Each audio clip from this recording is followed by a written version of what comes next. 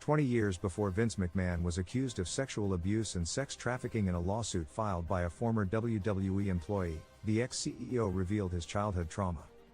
The disgraced former wrestling head honcho confessed to being a victim of childhood abuse in a shocking interview, RadarOnline.com has learned. During a 2001 interview with Playboy, McMahon divulged details of the chaotic environment he grew up in, including witnessing his stepfather Leo Lupton allegedly physically abuse his mother. When Lupton allegedly beat his mom, young McMahon tried his best to defend her but said he'd often wound up getting hit by his stepfather, sometimes with a pipe wrench. "It's unfortunate he died before I could kill him," McMahon said of Lupton. "I would have enjoyed that." In a separate interview, McMahon said, "I grew up in a very aggressive environment to say the least. That includes any number of individuals beating the hell out of me only because I had a big mouth and had to say what was on my mind."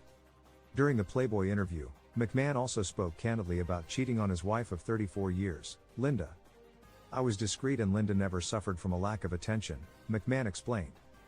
"But there's no such thing as an innocent fling. I hurt a lot of people. The sex was terrific, but from an emotional standpoint, I regret it." At the time, McMahon noted he had been faithful to his wife for the previous 6 years and planned to keep it that way. "Linda and I have a great marriage and I don't want to screw it up," he revealed. "I'm not saying I don't look," McMahon added. "I'm not saying I won't fall off the wagon someday. I hope not because I would have to tell her if she asked me." In 2022, 2 decades after the interview, McMahon stepped down as WWE CEO amid a shocking sex scandal. He had remained the executive chairman of the board of its parent company, TKO Group. All that changed when a former employee sued the company, McMahon, and other former WWE executives, claiming she was the victim of sexual abuse. McMahon denied the allegations but resigned as chairman of the TKO Group board 1 day after the lawsuit was filed.